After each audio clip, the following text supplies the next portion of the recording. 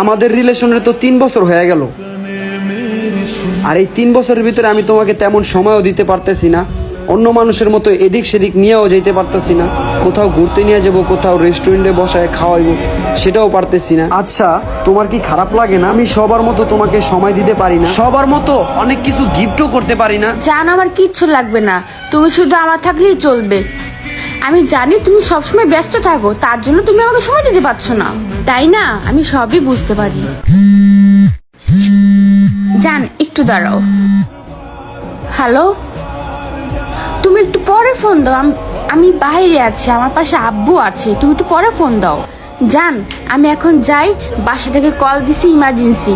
আচ্ছা আচ্ছা শোনো, তাহলে বাসা যেয়ে তোমার কলে কথা বলবো না, হ্যাঁ? কি ব্যাপার, ফোনটা আসার পর থেকে ওর মুভমেন্ট কিরকম জানি চেঞ্জ হয়ে গেল গা, যার জন্য পাগল হয়ে গেল গা। না না, ওর একটু ফলো করতে হইব, দেখি ও কি করে। কতক্ষণ ধরে ওয়েট করতেছি, এখন আসার খবর নাই ওর। সরি জান, তুমি তো জানো আমার বাসা থেকে বেরোতে কত কষ্ট হয়। আমার আপু তো বেরই হইতে দেয় না, তার জন্য তো লেট হইছে। জান, তুমি এত চাপে থেকো আমার সাথে দেখা করতে আইছো, এতে আমি অনেক খুশি। ও জান, থ্যাংক ইউ।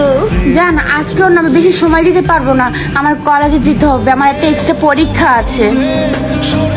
ওনাকে আমাকে সত্যিকারের ভালোবাসে, তাহলে এই ছেলেটা কে আর কি চলতেছে এখানে? আচ্ছা জান, আমি আসি, আরেকদিন দেখা হবে না, হ্যাঁ? তখন বেশি করে সময় দেবো। বাই। আল্লাহ হাফেজ। আমার জীবনে সত্যিকারের একটা ভালোবাসার মানুষ পেয়েছি। এই সময় ড্রাইভারটা কই গেল? ফোন দিতে ওরে। আরে তুমি কই গেছো? এখন আমার গার্লফ্রেন্ড আইসে পড়বে আর তুমি এখন গেছো খাইতে না? তাড়াতাড়ি আসো। ও আইসে পড়লে কি তোমার জন্য ওয়েট করবো? ও কারোর জন্য ওয়েট করতে পারে না।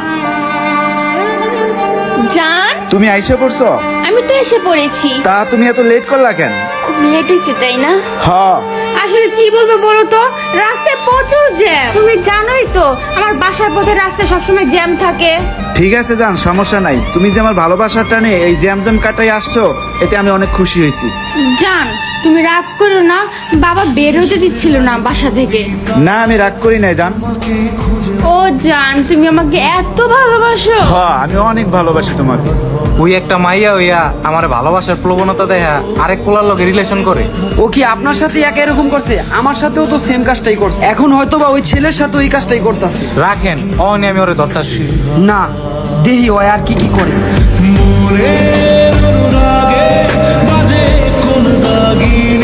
জান, তুমি আসলা, কিছু না খাই চলে যাবা? জান, বাসা থেকে অনেক চাপে আসি, সমস্যা নাই, অন্য আরেক সময় বেরো মনে, তখন বেশি করে সময় দিব। এখন যাই। মুস্কান, হুম, তোমার একটা কথা কই। হ্যাঁ বলো। আমার কেমন জানি অন্যরকম লাগে, বুঝছো? কিরকম? তোমার মধ্যে আমি ইদানিং তোমাকে খুঁজে পাচ্ছি না। আমার কাছে মনে হয় তুমি কেমন জানি চেঞ্জ হয়ে যাচ্ছ। বাহ, তার মানে এখন থেকে তুমি আমাকে সন্দেহ করা শুরু করে দিয়েছো? জান, আমি তোমাকে ছুঁয়ে বললাম, ট্রাস্ট মি, আমি তোমাকে ছাড়া কাউকে ভালোবাসি না। বাহ, ওরে যদি সত্যিকারের ভালোবাসে থাকো তাহলে আমি কে?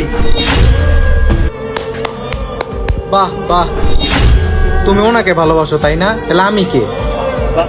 তুমি যদি ওরই ভালোবাসা থাকো তাহলে আমি কি? তার মানে আপনারা তিনজনের সাথে রিলেশন করতেন? হ্যাঁ, আমরা তিনজন ওর সাথে রিলেশন করি নাই, ও আমাদের তিনজনের সাথে রিলেশন করছে, যেটা আমরা ধরতেই পারি নাই, আজকে হাতে নাতে ধরছি। তাহলে আমি কে? এজন্যই তো তোমাদের মতো মেয়েদের জন্য বাকি মেয়েগুলো বদনাম হয়। এখন তোমাদের মতো মেয়েদের জন্য মানুষ রিলেশন করতে ভয় পায়, ভালোবাসার প্রতি মানুষের বিশ্বাস উঠে গেছে। আর জীবনে আর কোনো মেয়েকে ভালোবাসবো না তোমাদের মতো। তোমার মতো মেয়ে 10টা ছেলের জীবন নষ্ট করে, আর সেই 10টা ছেলেই 100 মেয়ের জীবন নষ্ট করে দেয়, শুধুমাত্র তোদের মতো মেয়েদের জন্য।